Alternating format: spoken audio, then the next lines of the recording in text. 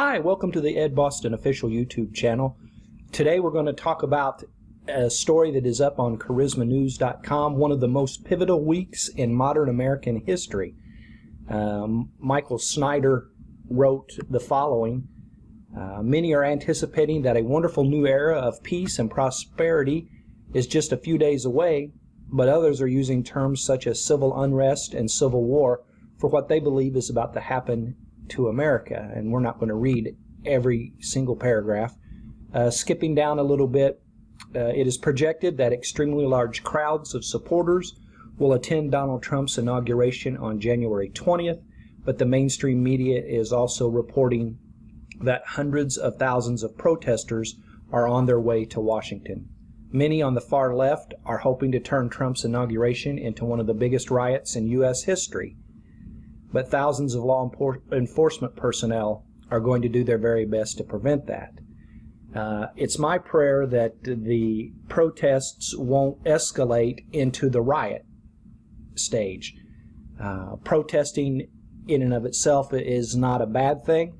However, when it escalates to riots and property is damaged, violence occurs, those kinds of things, then obviously it's not a very good, it's not a good thing at all. As a matter of fact, it's terrible, and it's, I would say, ironic that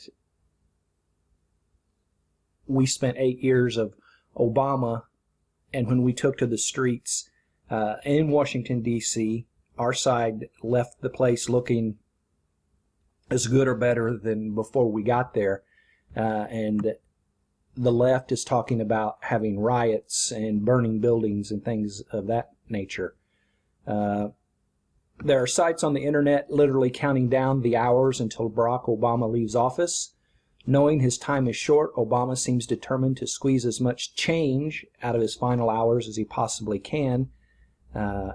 Below is what he did in just one day last week.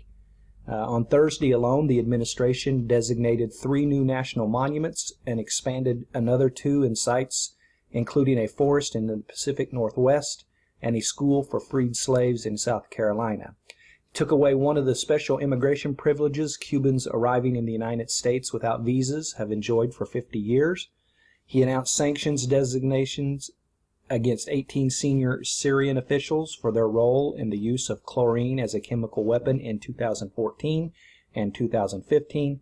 He awarded the Presidential Medal of Freedom to Vice President Biden and accused Fiat Chrysler of cheating on the national emission standards for some of its diesel trucks. The fear is what happens from here.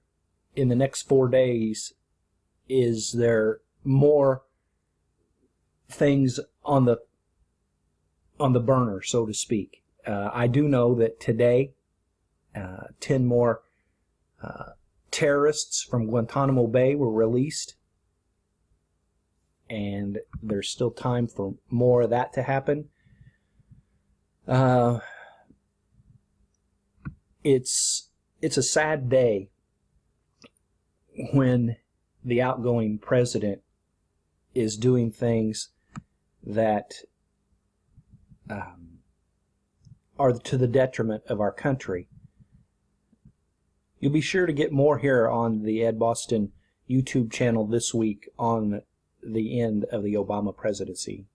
Subscribe to our channel, and we'll be back with more as we see fit.